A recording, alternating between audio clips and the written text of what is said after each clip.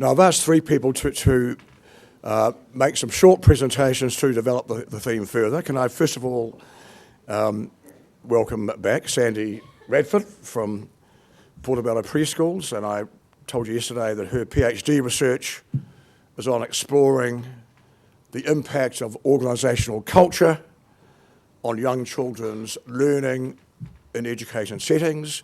So our keynote speaker, Steve Simpson, will be very pleased with that, Sandy. So please welcome Sandy. Thank you, Lyle. Tēnā koutou, tēnā koutou, tēnā koutou katoa. Ngā mihi mahana nui kia koutou. My name is Sandy Radford, and I have the UGR curse that Steve talked about yesterday. Once I started exploring them in my PhD, I just see them everywhere I go. But there's an interesting paradox in that as well.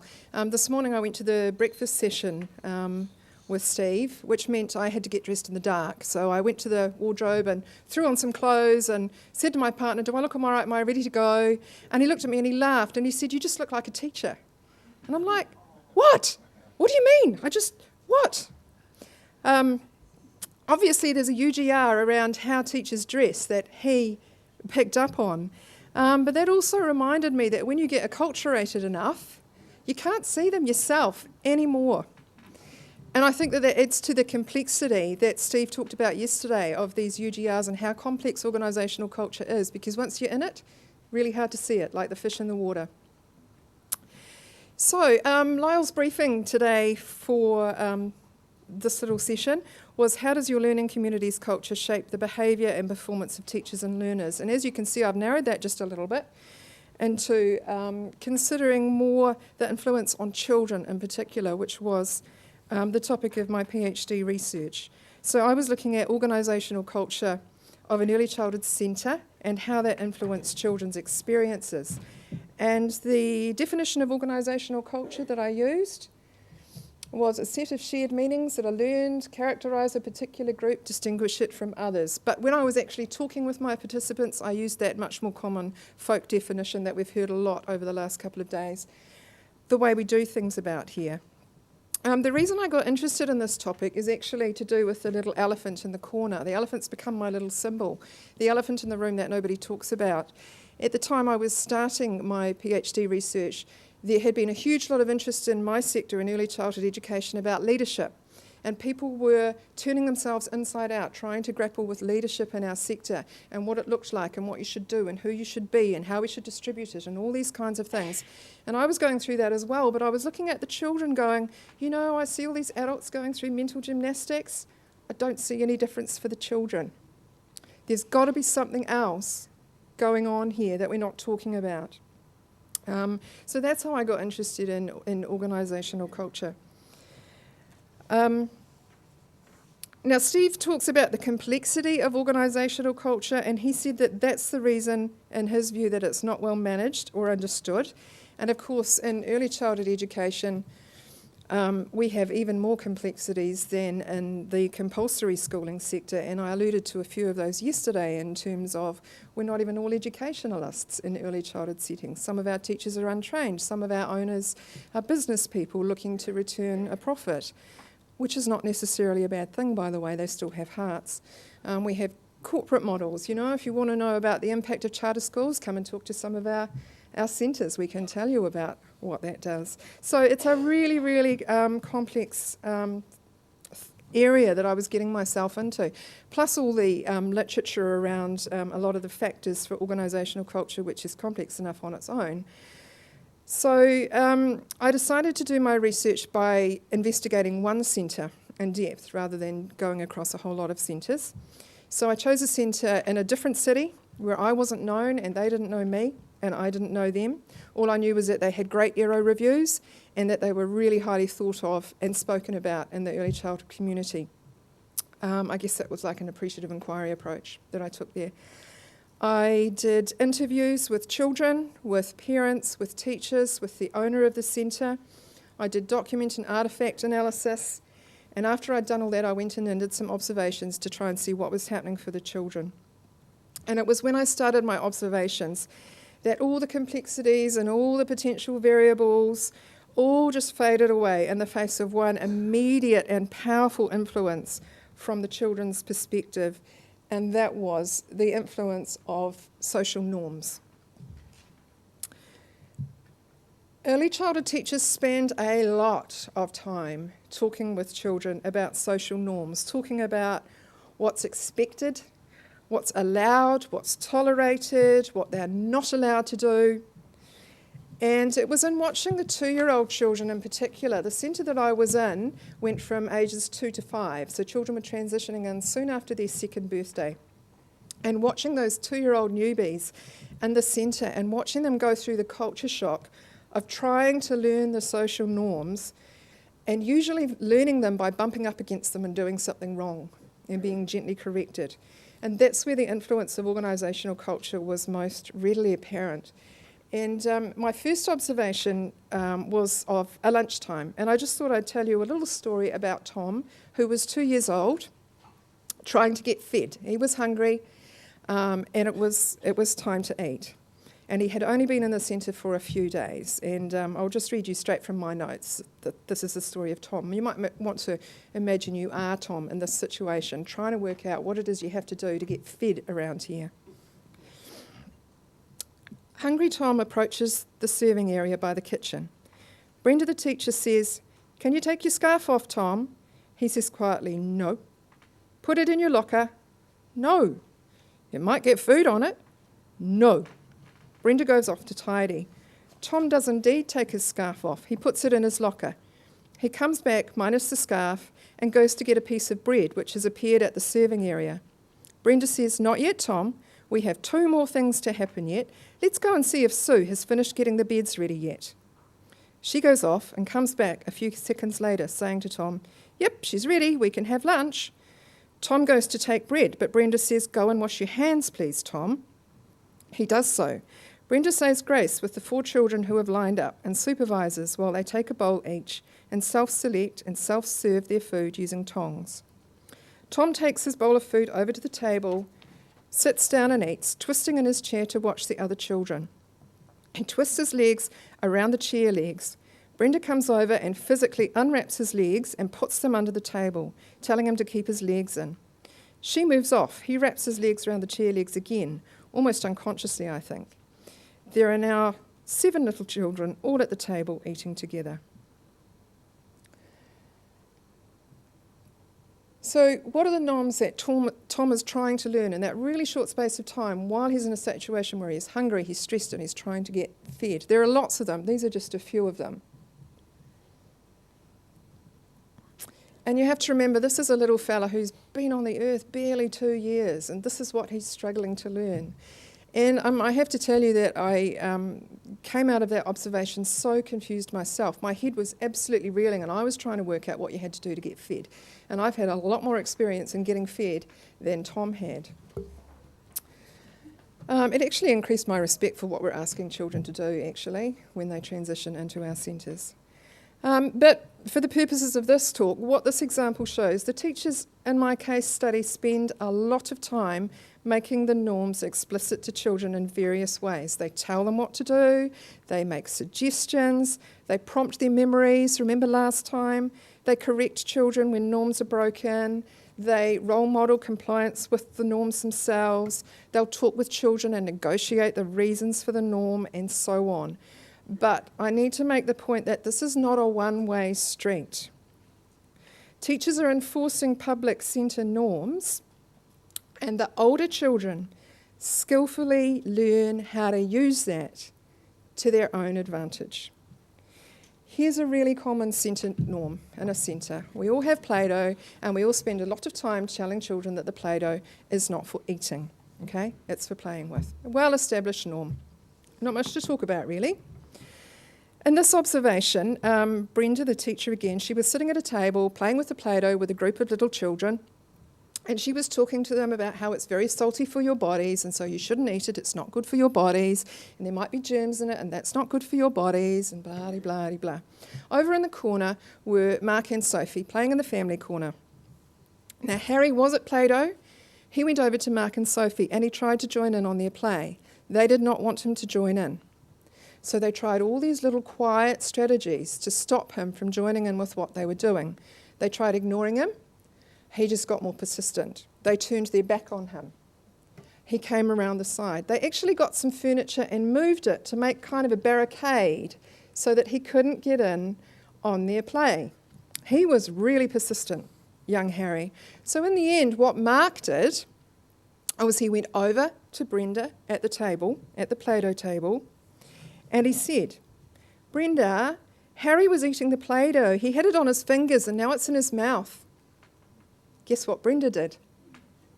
She got up, she went over to Harry, she took him away from the area, she explained long, hard, patiently and gently about how he was a role model for the little children and he shouldn't eat the Play-Doh, it's got germs in it and it's salty for his body, and she took him over to the bin and she made him scrape it all out from under his fingernails. Mark was 4. Pretty skillful, eh? So in that kind of situation, it seems to me, who's in charge of the culture? Although we've heard it about, it's the professional leader that sets the scene and has the vision and sets the values, and I agree that that stuff's really important, and that did come out of my research as well. That was really important. But in this moment, and in lots of other moments just like that throughout the day, we can see a culture where children are using the explicit social norms for their own agendas, in this case to exclude another child from play. And they were actually engaging the teachers as unwitting accomplices in that process. So where are we at? In answer to the question, how does organisational culture affect children's experience? Well, through the norms, as adults teach them explicitly to children, more covertly as children use them for their own agendas. But wait, there's more. And I'm going to get academic on you at this point because my PhD supervisor is sitting in the room. Hi, Susan. And one of the UGRs when you do a PhD is that you have to use big words quite often. So this is my nod to big words. The efforts of individuals to learn and take part in the life of the group means that culture undergoes continuous construction and reconstruction. And I guess that was Steve's point yesterday about conforming. And Tom's story is a story of a child trying desperately to learn the norms so that he can conform to them.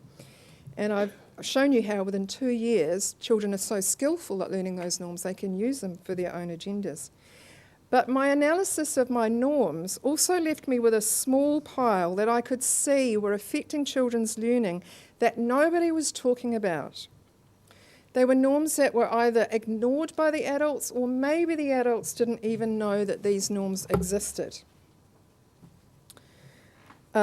Steve talked yesterday about his view that it's up to leaders to get the culture right and they're abrogating their responsibilities if they don't. And there's lots of research from the educational leadership literature that agrees with him.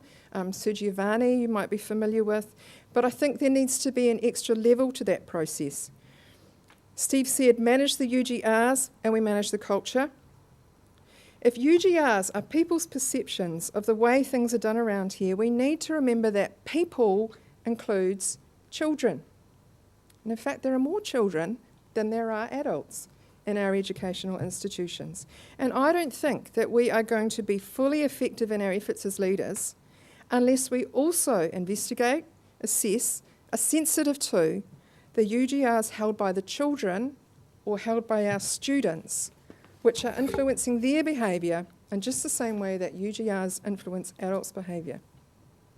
So, as I said, I found a whole pile of norms in my study that were playing out but which no one talked about, including some that the children knew about and the adults seemed oblivious to. So here they come.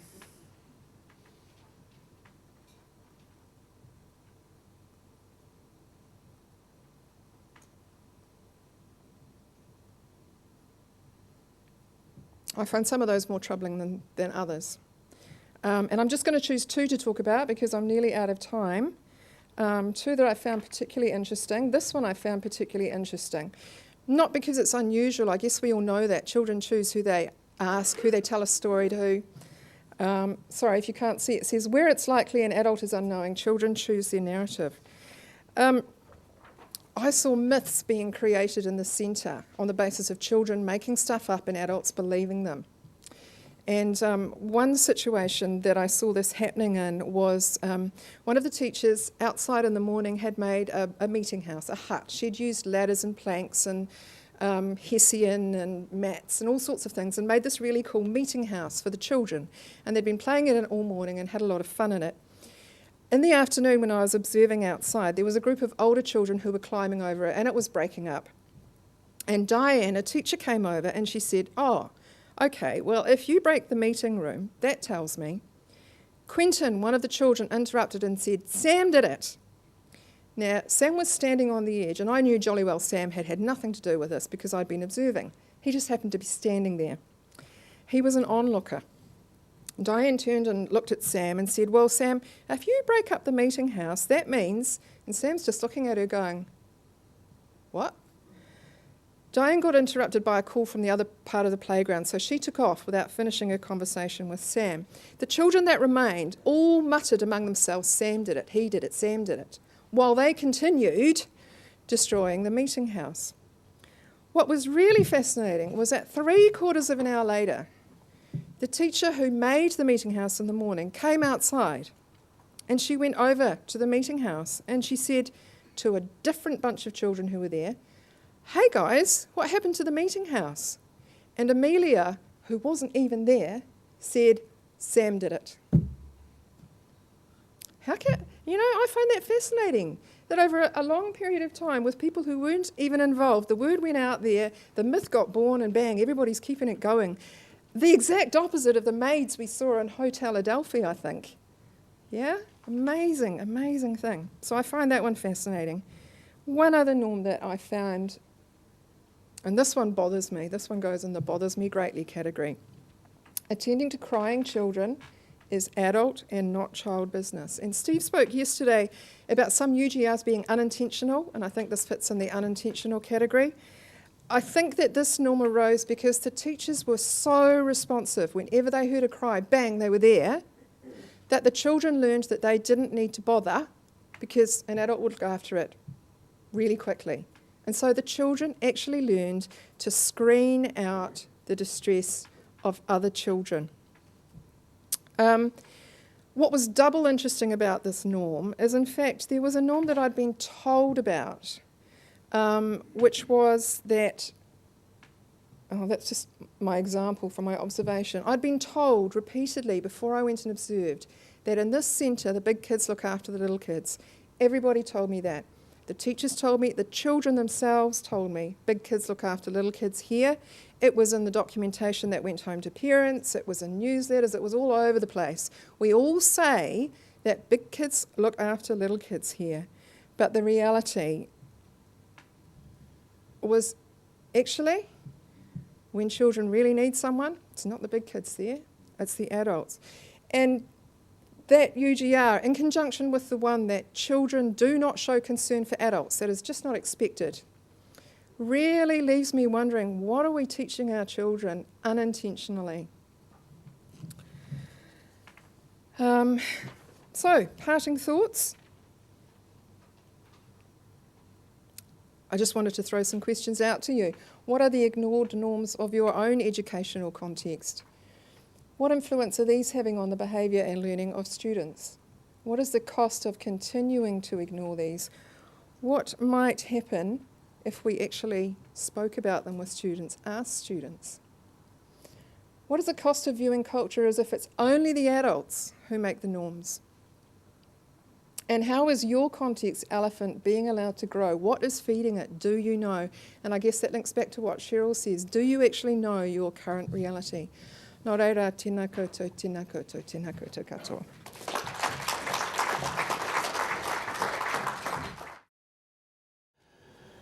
And can I now welcome to the lectern Nick Hill. He's been the headmaster of Christchurch Boys High School since June last year.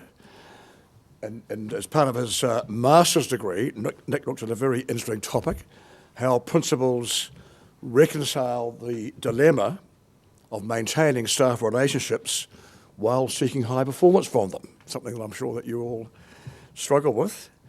And he's also got a very interesting perspective on change as a young principal within an old culture. So please welcome Nick. I'll start. Anyway, I hope it's not too ironic, Principal of Christchurch Boys High School, speaking at a conference with an underlying theme of change. But it's, morning, nice to be here. I'm from the Hawke's Bay, but very proud to be from the Hawke's Bay, but also very proud to be Principal of Boys High. My daughter, Maggie's 7, and her start at primary, we thought she was going to be stunning at school. She's one of those kids. Kindergarten was wonderful, friends everywhere. We thought school was going to be absolutely wonderful. And it wasn't until we got to Christchurch and moved up last year and she started at Waimarie that we found out how traumatic school had been for her. Maggie's first 2 days at school in Oamaru, she spent all of lunchtime crying and playing with no one, couldn't find anyone to play with. And I couldn't believe that with my daughter. She was so good at that. So I went to see the teacher, and I thought I was the deputy rector at Waitaki Boys. I thought I had a bit of standing in the educational community. And the teacher said to me, "Nick, Maggie's just pretending to be sad." And I thought, actually, she's 5. She's not pretending anything.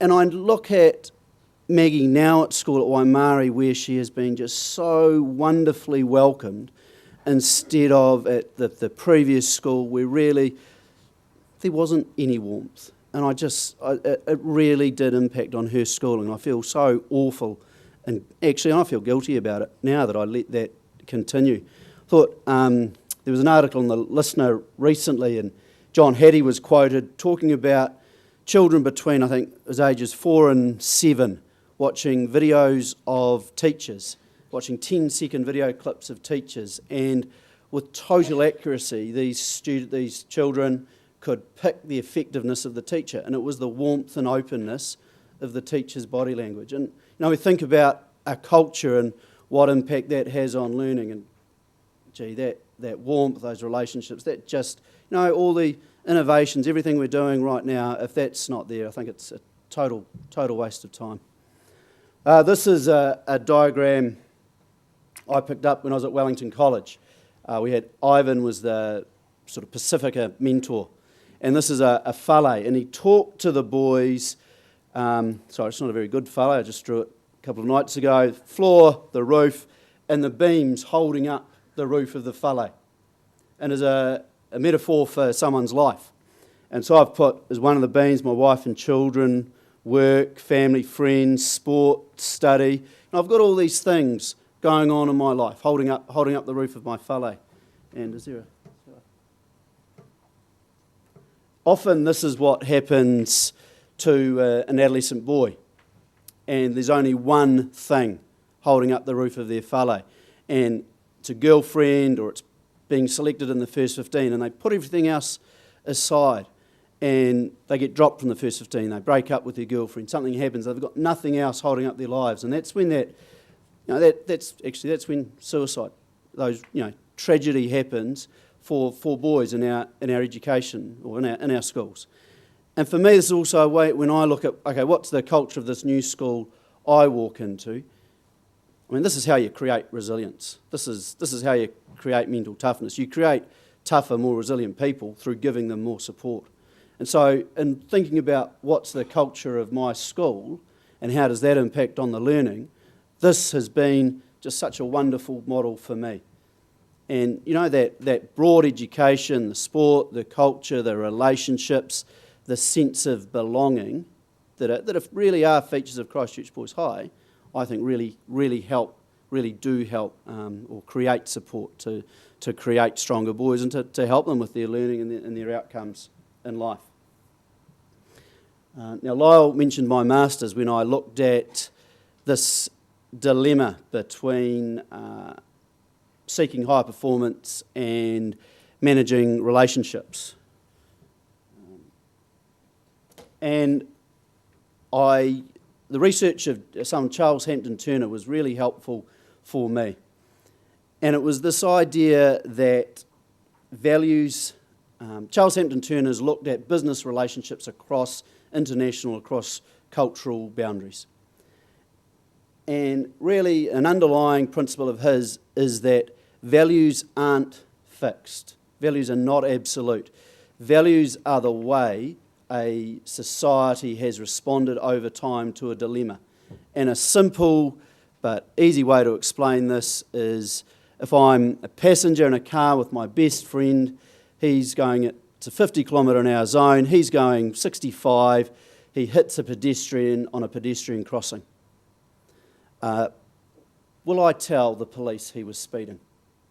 If I was French, I wouldn't tell the police he was speeding because my relationship with my friend who was driving is more important.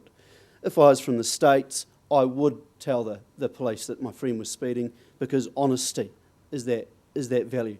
And so it's not that values are absolute, there's a continuum. And actually in honesty is, I think, a great value to talk about there being a continuum. Actually, sometimes other values interplay with that value of honesty. And so what Charles Hampden Turner talks about is reconciling values. I'll go back and forth between these slides. So instead of just going to the performance end or going to the relationships end, we cycle up between the two. And there's this Viviane Robinson in her Open to Learning Conversations talks about this. You know, there's that too hard performance conversation, or there's that too soft performance conversation. We can go in the middle and just have compromise, or we can actually try and reconcile both. And that, for me, this is another sort of model I've looked for in being at Boys High for a year. How do we look to reconcile values, or are we black and white at Boys High? I thought it was fascinating when I asked principals in my research this question about how they manage this dilemma between performance and relationships. Without any prompting from me, the conversation automatically became one about the competency process. And what is it about the educational context that principals see victory or success? Or I spoke to, just a couple of days ago, one of New Zealand's most prominent principals, runs an outstanding school. And, you know, morning, how are you? I wanted to catch up on something. How's things going? He said, oh, it's great. I just got rid of someone. You know, what is it about the educational context where we're not looking at reconciling this dilemma between performance and relationships, and actually that success for school leaders too often is I was able to move someone on.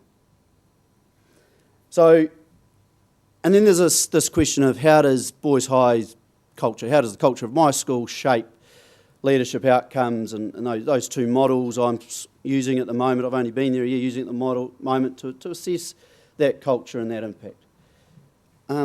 But lately, I've had cause to think about PK from The Power of One and Tandir, and I'm not actually sure whether it was which novel it's from, but when he's asked what his memories of Oxford will be, and he says the buildings, and actually I think that's a really, for my school, that's a wonderful analogy.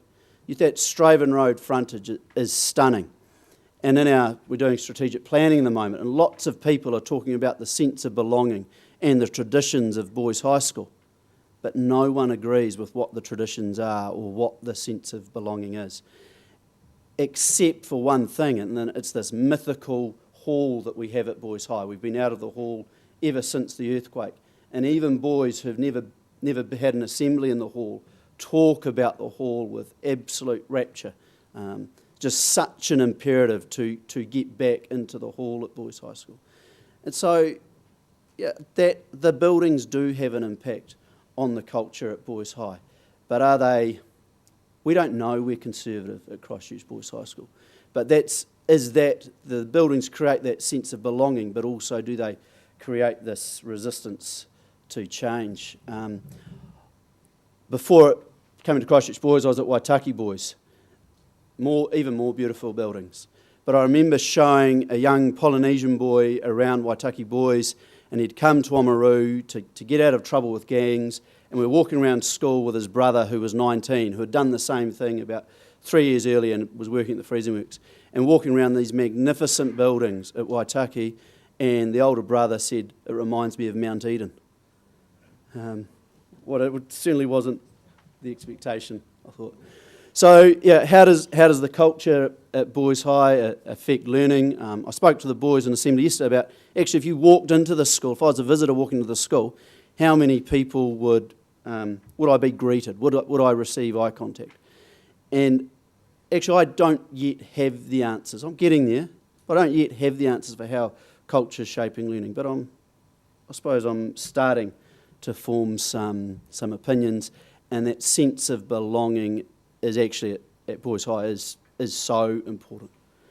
For me, though, and a little bit with what I started with, the brain science says the relationships are the most important thing. So there's good teaching practice, there's that sense that relationships are the most important thing, and now the brain science is saying it.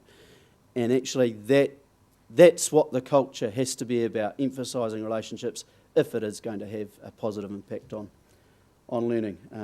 I love the culture beats strategy quote, and something that has been really influential to me has been being involved in the Hikakano project that Russell Bishop led, and this idea of teacher discourse being the most important thing. So it's not initiatives, it's actually, do teachers think they can make a difference for kids? So thanks very much.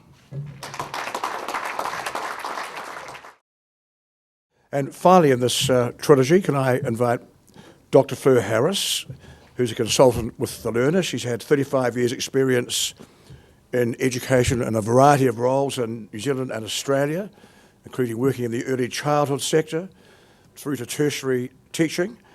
And Fleur will look at the way in which a Christchurch Maori community has shaped teacher and learner performance. Welcome, Fleur. Good.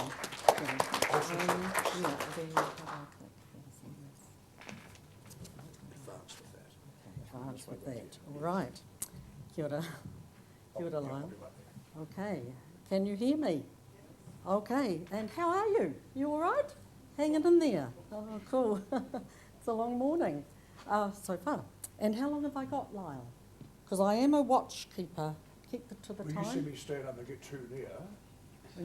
Okay, righty. Tēnā koutou katoa, ngā mihi nui kia Lyle, ngā mihi nui kia koutou. Ko tēnei taku whakapapa, ko rangi kōtō, taku maunga, ko tamaki, taku awa, no tamaki me kaurau ahau, ko ingarangi me airana, ngā iwi o Kutupuna, ko Harris, taku whānau, ko Fleur, taku ingoa. So Rangitoto is my mountain, Tamaki River is my river, and I'm from Auckland, and but lived here many, many, many moons, and my ancestors are Irish and English, and Fleur Harris is my name. Tēnā koutou, tēnā koutou, tēnā koutou katoa.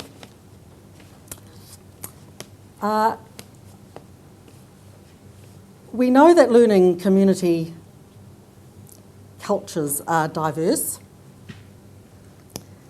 They have cultural customs that are diverse, and we know the teachers shape the performance of the communities, the learning communities shape the performance of the teachers. Sorry, I had to rewind there. And then the teachers then shape the performance of the learners.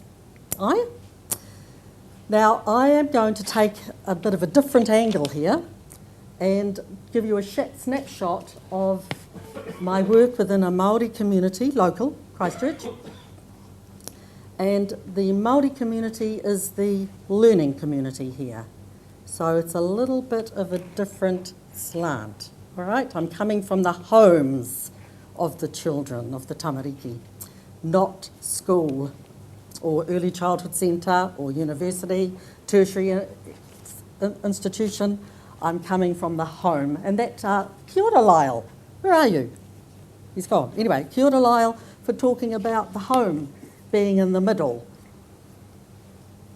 Anyway, so I am going to talk about this whānau class, and the Māori community that shaped the performance of the kaiako. The whānau class, the Māori community enrolled their children in this class, and they shaped the performance of the kaiako, who I will call Whaia Kath, and she in turn created this learning context for her tamariki in a way that they were achieving learners. So this is a snapshot of a local community. Right, where are we? Right. No, I've gone the wrong way. Yep. Yeah. But first of all, my involvement, this was part of research that I was doing, postgraduate research, and I spent a year having conversations with the kaumātua, local kaumātua, and in that year we worked on developing research programmed for this whānau class. I went into this classroom for a year full time. The children were between 4.5 years and 12 years, and my main focus of concern, if you like, was language-related literacy learning and English reading learning. Now, the Māori community,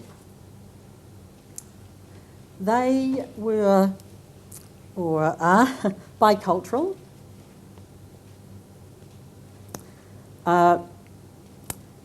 They moved in the Pākehā world and Māori world. They worked for Māori institutions. For example, the Māori Women's Welfare League, the Māori Wardens. They attended hui on the marae. They actively took part in the hui. They attended tangi and they mixed socially with Māori. They joined Māori sports clubs. They were bilingual. Māori and English were spoken, and this varied from whānau to whānau, and I'm not going to talk about fluency level. It's this bilingual term is irrespective of fluency. I can't give a measure of fluency, 8 out of 10, whatever that is, so I don't want to go down there. Anyway, the children were immersed in a bilingual home environments. Now, the whānau wanted the tamariki to know both worlds and to be confident walking in both worlds. They wanted school learning to be successful for their tamariki, and they wanted their children to be happy with whatever they did in life. So that's the context, very briefly, and certainly not in depth enough, but this is the community from where the children came to this whānau class. Now the Whaia Kath. Number 1 was whanaungatanga, relationships. Nick, you talked about relationships. She knew these families. She knew the tamariki. She visited the families in their homes. She pop in for a kapa. So she knew them, and she developed an educational context that was in keeping or aligned with the children's homes. So if you want to think about norms and you want to think about relationships and culture, I challenge you to think first, number 1, the homes. What are the homes like your tamariki are living in? And they come to your school. So think about the home first. And then you might start to understand the culture of your school or change it or whatever. Anyway, Whaia Kath. She had a bilingual program, Māori and English. She spoke instructions in Māori and English. Greetings in Māori and English. She spoke more English than Māori. She provided te reo Māori lessons for the children. The kaumātua came in and helped teach the children the Māori. Karakia was active throughout the day, at the beginning of the day, at the end of the day, and spoken at other times as well. Waiata, sometimes twice a day, both Māori and English songs. Vocabulary was a focus for the fire. She always had this whiteboard with her, or if you're a secondary school teacher, whatever you have with you, paper, whatever. And whenever words came up in the discussions within the class, all the time's going, she would write them on the board, write them in English, write them in Māori, talk about what they mean. So vocabulary was important. She had a cyclical way of teaching. So it wasn't linear, it was cyclical. And I'd love to talk more about that now, but we don't have the time. She had a holistic program incorporating hinengaro, tinana, wairua and the whānau. She had an integrated way of lessons. And for example, a Crusaders lesson, one day the children came in, it was the end of the Super 15, and brought in this article from the paper about the Crusaders, and so the lesson, in inverted commas, was the whole class together talking about sport. Who are the Crusaders? Why are they important to us? Where do they come from? Etc., etc. And then focused on sport, and then she shifted from sport into health and well-being. So they're a team. What's important about a good team? And she asked the children these questions and so on and so forth. So it was all about being caring and looking after each other, belonging, making sure we're all together and no one left out, and so on. Socialising together. We know these things. Right, where are we? Fire had an interactive script with her lessons where she'd start, say she was doing autumn,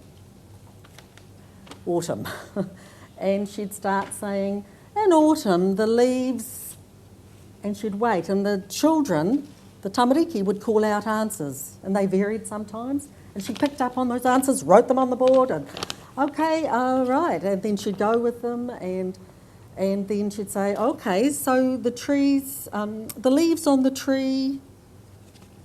And in this way, there was a tuakana taina, the concept going on, because the older children invariably called out the answers, sometimes the younger ones did too, with them, and the younger ones would follow.